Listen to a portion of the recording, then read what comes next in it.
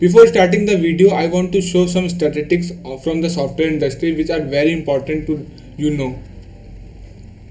This video is divided into the four parts. First, languages to learn. Now, the second part is resources to learn, and the third one is the bonus point, which is very important for all the students who are appearing in the first year or a second year in their college.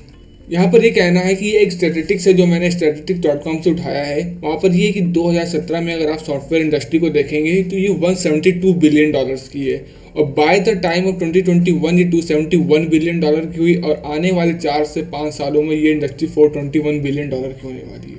ये बात सभी को पता है कि software industry कहीं नहीं जाने वाली है, हर वक्त ग्रो होने वाली है, और जो लोग कोडिंग सीख रहे हैं उनके लिए भी कोई बड़ी बात नहीं जानना। लेकिन एक स्टैटिस्टिक्स है कि किस तेज़ी से ये बढ़ रही है। आप देखिए 2021 में इसका देखिए, और 2025 में महज 4 साल में दुगनी तिगनी स्पीड से बढ़ रही है। ये देखिए revenue growth by segment.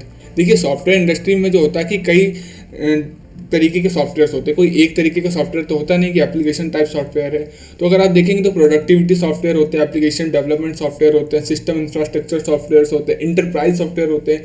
By the time अलग अलग समय पे अलग अलग तरीके के सॉफ्टवेयर होते हैं, पर द हाईएस्ट ग्रोथ रेट जिसमें है वो अगर आप देखेंगे तो एप्लीकेशन सॉफ्टवेयर में है, क्योंकि एप्लीकेशन यूजर्स ज़्यादा है, क्योंकि हैंडसेट सबके हाथ में है। अगर आप देखेंगे 2017 में ये 10 के रेशियो में था, 10% की ग्रोथ थी इसमें।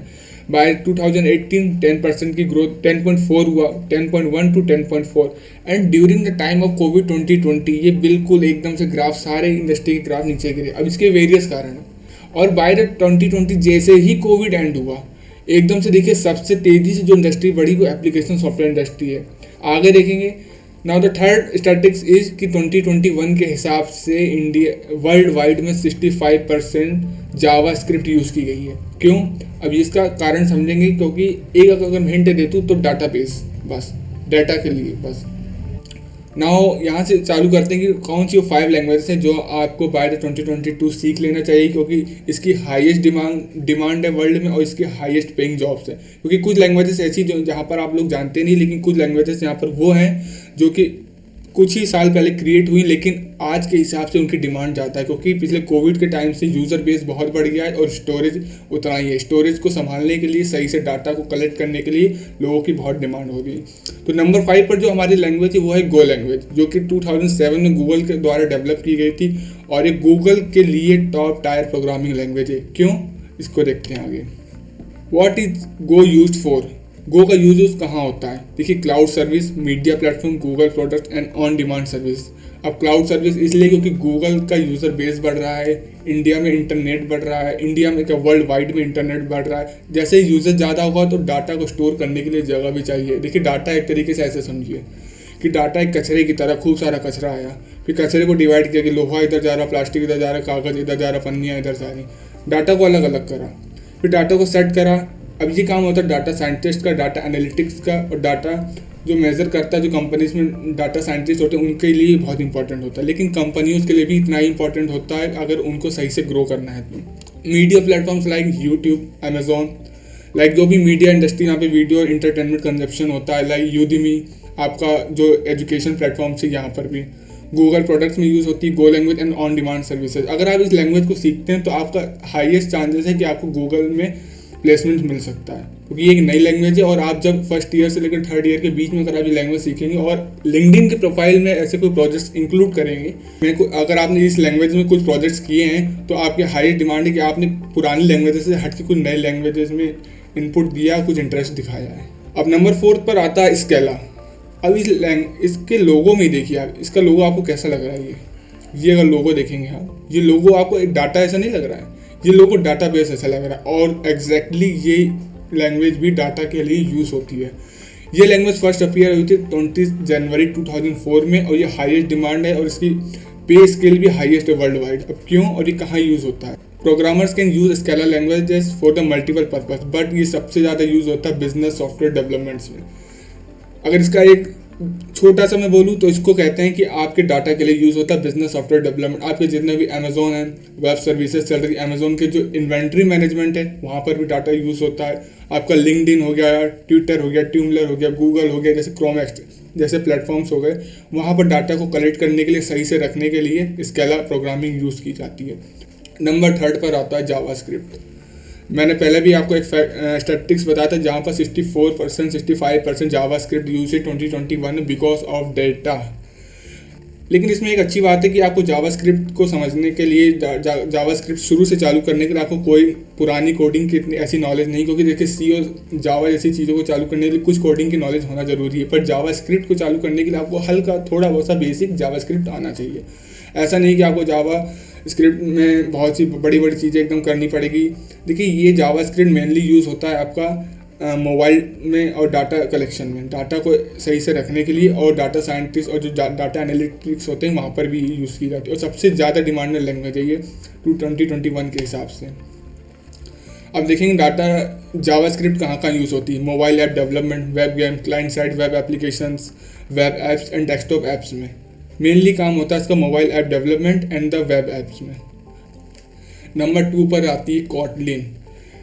कॉटलिन एक ईजी टू यूज़ लैंग्वेज है, लेकिन इसके लिए इतना भी ईजी नहीं कि इसको सीखा ना जा इतना भी हार्ड नहीं कि इसको सीखा ना जा सके। लेकिन कॉटलिन का एक ड्रॉबैक छोटा सा ये है कि ये सिर्फ एंड्रॉयड डेवलपमेंट के लिए यूज़ की जाती है, लेकिन इसके हाईएस्ट चांसेस इसलिए क्योंकि कॉटलिन को एंड्रॉयड डेवलपमेंट में ही यूज़ किया जाता है, और जो भी नया यूज़र जुड़ता है ज़्यादा परसेंटेज रहते हैं कि वो एंड्रॉयड से ही कनेक्ट होता है मोबाइल पे, और ज़्यादातर कस्टमर्स आज भी एंड्रॉयड पे ही हैं। एंड्रॉयड डेवलपमेंट, एंड्रॉयड कहीं नहीं जाने वाला है, एंड्रॉयड हमेशा बढ़ने वाला है, सिक्योरिटी मेजर में भी एंड्रॉयड बहुत स्ट्रॉन्ग है, तो एंड्रॉयड डेवलपमेंट के लिए कॉटलिन लैंग्वेज यूज़ की जाती है। इस लैंग्वेज को सीख कर और अगर आप कुछ प्रोजेक्ट्स करते हैं और अपने लिंक्डइन प्रोफाइल में, रिज्यूमे में ऐड करते हैं, तो आपके हाईएस्ट चांसेस होते हैं कि आपको अच्छा package 3rd year 4th year के इंटर्नशिप प्रोग्राम में या आपके जो भी प्लेसमेंट्स होते हैं वहाँ पर आपको ज़्यादा हाईएस्ट पैकेज मिलने के चांसेस हैं। अब कॉटलिन कहाँ का यूज़ की जाती है? देखिए इसका मेन काम होता है आपके IoT एप्लीकेशन, जैसे कि आपका ये MI के बल्ब हो गए, आपके IoT डिवाइसेस हो गए, जितने भी कैमरा हो गए, internet of things, iOS application development, web development, data analytics, data scientist, data science, game development, ये इंपॉर्टेंट एरिया हैं जहाँ पर कॉटलिन का सबसे ज़्यादा यूज़ होता है। लेकिन आपने अभी तक जितनी भी 4 लैंग्वेजेस देखी उसमें एक सबसे कॉमन चीज़ आप क्या देखा है? आप कमेंट में बताइए आपने सबसे कॉमन चीज़ क्या देखी, कि कहाँ पर ये जितनी भी अभी हमने पिछली 4 लैंग्वेज देखी हैं आपकी, उसमें सबसे कॉमन चीज़ ये बताइए कि वो कहाँ कहाँ कॉमन एरिया जहाँ पर वो यूज़ हो रहा है। अब ये लैंग्वेज है नंबर 1 पर पाइथन। पाइथन भी सबसे इजी टू यूज़ लैंग्वेज है, जो मैं बता रहा था कि ये इसको सीखने के लिए ज़्यादा मेहनत नहीं करनी पड़ती है, आपको बस हल्की फुल्की सी HTML जैसी कोडिंग का नॉलेज होना चाहिए। और पाइथन एक अच्छी लैंग्वेज है स्टार्टिंग के लिए, जो भी नए स्टूडेंट्स प्रोग्रामिंग सीखना चाहते हैं। ये लैंग्वेज कहीं नहीं जाने वाली, क्योंकि इसका भी सबसे ज़्यादा यूज़ डाटा साइंस में, मशीन लर्निंग और IoT डिवाइसेस में होता है। Machine learning in the sense Python का सब भी यूज़ गूगल क्रोम में होता है, क्योंकि मशीन लर्निंग होती है, एल्गोरिदम्स होते हैं, डाटा साइंस के लिए डाटा स्ट्रक्चर बनाने पड़ते हैं। अब बात कर लेते हैं पाइथन कहाँ का यूज़ होता है, जैसे कि web development, desktop apps, machine learning, neuro science and medical. देखिए मेडिकल में इसलिए यूज़ होता है क्योंकि यहाँ पर भी डाटाबेस स्ट्रक्चर और IoT डिवाइसेस होते हैं। मेडिकल साइंस में भी न्यूरो साइंस हो गया आपका, इसमें भी IoT डिवाइसेस होते हैं, तो यहाँ पर भी पाइथन और डेटा की बहुत रिक्वायरमेंट होती है, तो वहाँ पर ये पाइथन लैंग्वेजेस यूज़ होती हैं। अब आगे देखते हैं इन लैंग्वेजेस के अलावा जो कॉमन लैंग्वेजेस होती है जो ऑलवेज यूज़ होती हैं, जैसे कि स्विफ्ट, जावा, रस्ट, टाइपस्क्रिप्ट, C++, जावा 2 बार हो गया, C++। तो ये लैंग्वेजेस तो कॉमन है जो सब यूज़ करते हैं।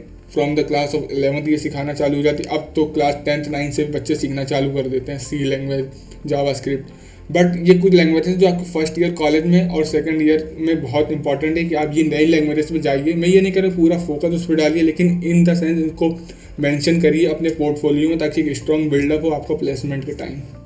अब बात करते हैं रिसोर्सेज टू लर्न, कि आप ये लैंग्वेजेस कहाँ सीख सकते हैं। The best places to learn this languages are udemy.com, codeacademy.com, coursera.org and YouTube. मेरा कहने का मतलब है मैं चाहता तो सब की लिंक भी दे सकता था, बट कारण ये है कि एक लैंग्वेज के लिए हज़ारों प्लेटफॉर्म्स हैं। बट जहाँ पर आपको सबसे स्टार्टिंग में जो स्टूडेंट्स होते हैं जिनके पास कई बार मनी प्रॉब्लम होती है, कोई को ये होता है कि लैक ऑफ इंफॉर्मेशन की कोर्स सही नहीं है, तो यहाँ पे ये सस्ते कोर्स होते हैं 500 रुपीज़ 499 रुपीज़ में यूडीमी पे, जो आपको ना ज़्यादा हाईएस्ट कोर्स में पढ़ेंगे। अगर कुछ होता भी है ऐसा तो आप पहले सबसे पहले यूट्यूब पर देखिए, आपको यहाँ पर यूट्यूब पर फ्री ऑफ कॉस्ट बहुत सी चीज़ें मिलेंगी।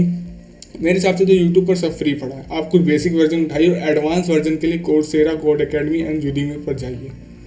तो ये आपके लिए सबसे बेस्ट प्रायोरिटी में रहेंगे। सबसे पहले आप स्टार्ट करिए यूट्यूब से। अब आगे बढ़ते हैं बोनस टिप। बोनस टिप के लिए मैं ये ज़रूर कहना चाहूँगा आपसे कि इस बोनस टिप में कि आप अपनी, अगर आप कॉलेज में फर्स्ट ईयर में, सेकंड ईयर में, किसी भी कॉलेज में हो, ये ज़रूरी नहीं कि आप NIT में हो, IIIT में हो, GFTIs में आपने एडमिशन लिया हो, आप अगर अपने शहर के भी कॉलेज में हैं, कोई छोटे कॉलेज में, प्लीज़ अगर आप एप्लीकेशन कंप्यूटर साइंस लिया है आपने, तो आप प्लीज़ लिंक्डइन पर प्रोफाइल बनाइए। बहुत इंपॉर्टेंट होता है, जब भी कंपनी रिक्रूट करती है तो आपके लिंक्डइन प्रोफाइल को HR के थ्रू रिव्यू किया जाता है कि आपने क्या किया। अगर आप लिंक्डइन पर एक्टिव, इसका मतलब आप एक इन द सेंस एक साइकोलॉजिकल ईयर देखें तो उसके माइंड में भी होता है कि ये अपने करियर को लेकर ज़्यादा एक्टिव है, क्योंकि लिंक्डइन पर हमेशा प्रोफेशनल लोग होते हैं, B2B काम होता है। तो आप लिंक्डइन पर प्रोफाइल ज़रूर बनाइए। आपको कई कोर्स मिल जाएंगे लिंक्डइन पर आगे बढ़ने के लिए, आप अपने प्रोजेक्ट इस पर डाल सकते हैं। बस ये 5 लैंग्वेजेस जो मैंने आपको बताई, ये 2022 में बहुत इंपॉर्टेंट होने वाली है, और आने वाले समय में बाय 2025 इन सबसे मोस्ट डिमांडेड लैंग्वेजेस होने वाली हैं, और हैं भी, फिलहाल भी हैं और होने भी वाली हैं। एंड इनका जो पे स्केल है वो भी बहुत होगा। मैं आखिरी में बस यही कहना चाहता हूँ, वीडियो को लाइक करें, सब्सक्राइब करें ताकि एल्गोरिदम को सपोर्ट हो।